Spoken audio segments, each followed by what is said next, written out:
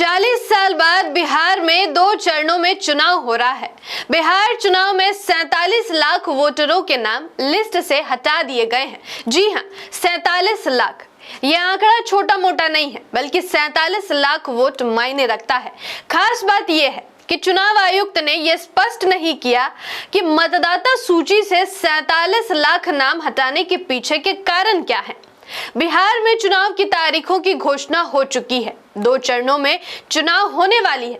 यह चुनाव 1985 में हुए बिहार विधानसभा चुनाव की याद दिलाती है, जब प्रत्याशियों की हत्याएं और बूथ लूट की घटनाएं सामने आई थी।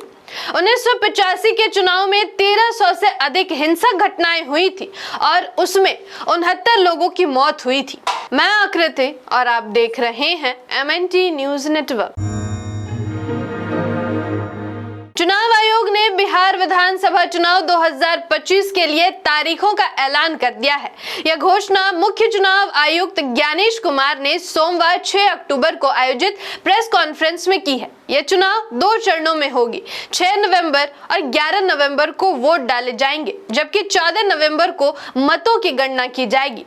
आपको ये भी बता दें कि बिहार में विशेष गहन पुनरीक्षण SIR के बाद जारी की गई अंतिम मतदाता सूची में राज्य के मतदाताओं की संख्या करीब 6% यानी 47 लाख घट गई है। हालांकि ज्ञानेश कुमार ने यह स्पष्ट नहीं किया कि मतदाता सूची से करीब 47 लाख नाम हटाने के पीछे कारण क्या है या SIR से कितने विदेशी अवैध प्रवासी मिले हैं। प्रेस कॉन्फ्रेंस में उन्होंने बस ये कहा कि जिन नामों को सूची से हटाया गया है उनमें गैर भारतीय नागरिक, मृत व्यक्ति, एक से अधिक जगह पंजीकृत मतदाता और स्थायी रूप से स्थानांतरित हो चुके लोग शामिल हैं। विशेष गहन पुनरीक्षण के बाद बिहार में 7 करोड़ 42 लाख वोटर्स हैं, जिनमें 3 करोड़ 92 लाख पुरुष, 3.5 करोड़ महिलाएं और 1725 ट्रांसजेंडर वोटर्स हैं। इनमें 100 साल ऊपर के 14,000 वोटर्स शामिल हैं। जबकि चुनाव आयोग के मुताबिक इस बार बिहार विधानसभा चुनाव में 14 लाख वोटर पहली बार वोट देंगे। अगर पहले फेज यानी 6 नवंबर को होने वाली वोटिंग की बात करें तो इस दिन 18 जिलों के 121 विधानसभाओं में चुनाव होगा। इन जिलों में गोपालगंज, सिवान, सारण, वैशाली, समस्तीपुर, मुजफ्फरपुर, दरभंगा, सहरसा, मधेपुरा, खगड़िया, मुंगेर, बेगूसराय, लखीसराय, शेखपुरा, नालंदा, पटना, भोजपुर और बक्सर के विधानसभा शामिल है। जबकि दूसरे फेज यानी 11 नवंबर को होने वाली वोटिंग में 20 जिलों की 120 विधानसभाओं में चुनाव होगा। इन जिलों में पश्चिम चंपारण, पूर्वी चंपारण, शिवहर, सीतामढ़ी, सुपौल, मधुबनी, अररिया, किशनगंज, पूर्णिया, कटिहार, भागलपुर, बांका, जमुई, नवादा, गया, जहानाबाद, अरवल, औरंगाबाद, रोहतास और कैमूर की विधानसभा शामिल है।